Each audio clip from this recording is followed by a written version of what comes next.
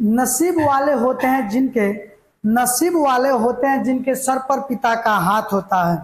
नसीब वाले होते हैं जिनके सर पर पिता का हाथ होता है। जिद भी पूरी होती है जब पिता का साथ होता है। जिद भी पूरी होती है जब पिता का साथ होता है। बिना पिता के साथ क्या आप पूछ नहीं सकते हैं। बाप है तो छत, बाप नहीं तो छत नहीं। ध्यान देंगे, आप अपने लिए नहीं, आप अपने पिताजी के लिए पढ़िए, अपनी माँ के लिए पढ़िए, जो आपके लिए इतनी कठिनाई सहकर भी मेहनत कर रहे हैं। कहीं ना कहीं बाप मजदूरी कर रहा है और माँ कोई ना कोई काम कर रही है जिससे बच्चों का पेट भर रहा है। तो चलिए टाइम ना गवाते हुए आज हम पढ़ेंगे अध्यारोपण का सिद्धांत। उम्मीद है कि आप लोग पढ़ाई अच्छे से कर रहे होंगे और आगे भी करते रहेंगे ताकि माँ बाप का सपना पूरा हो सके। तो यहाँ देखेंगे क्वेश्चन है अध्यारोपण का सिद्धांत। तो अध्यारोपण का सिद्धांत किसे कहते हैं एक बार पहले सुन लीजिए, उसके बाद से आप लिख भी लीजिएगा। तो अध्यारोपण का सिद्धांत कहता है जब कोई एक आवेश Q0, मान के चलिए कोई एक आवेश है, कोई एक आवेश Q0 है, जब कोई एक आवेश Q0 पर कार्य करने वाले बल जो होता है, यानी ये जो Q0 है ये Q1, Q2, Q3,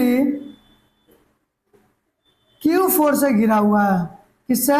तो Q4 से घिरा हुआ है। यानी जब एक आवेश Q0 अन्य आवेश यानी भिन्न भिन्न आवेशों Q1, Q2, Q3, Q4 से घिरा हुआ है, इनके बीच की दूरी क्या है जी? R1 हो जाएगा, यहाँ से R2 हो जाएगा, यहाँ R3 हो जाएगा और यह क्या R4 हो जाएगा। तो यानी कोई आवेश Q0 भिन्न भिन्न आवेशों Q1, Q2, Q3 से घिरा हुआ है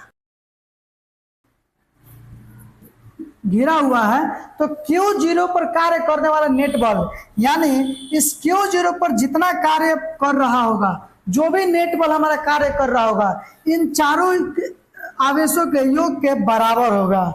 इन चारों आवेशों के योग के बराबर होगा। यानी जब Q आवेश, यानी जब कोई एक Q आवेश जो है भिन्न भिन्न आवेशों Q1, Q2, Q3, Q4 से घिरा हुआ है तो Q0 पर कार्य करने वाले नेट बल सभी भिन्न भिन्न आवेशों के सदिश योग के क्या होते हैं? तो बराबर होते हैं।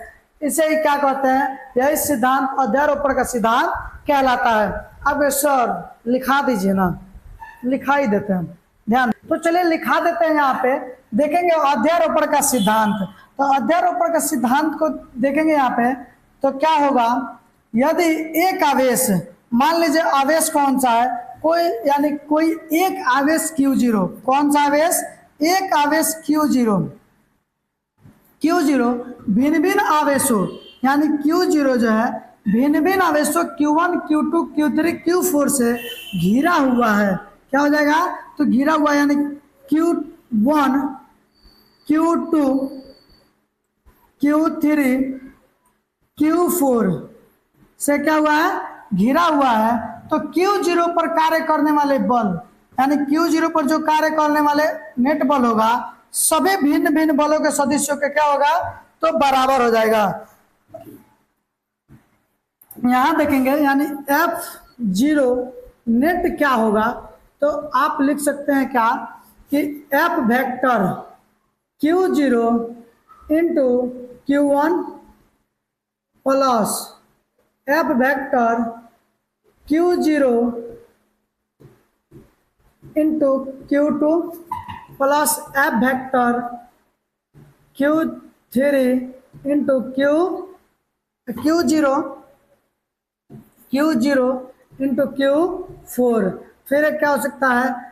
F vector into Q0 into Q4 जो होगा, इसको हम क्या कर देंगे? तो घेर देते हैं ना।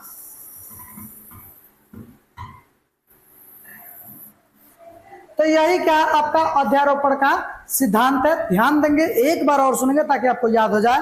यानी जब कोई एक आवेश Q0 है, उस पर वो जो आवेश है Q0 वो भिन्न भिन्न आवेशों Q1, Q2, Q4 से घिरा हुआ है।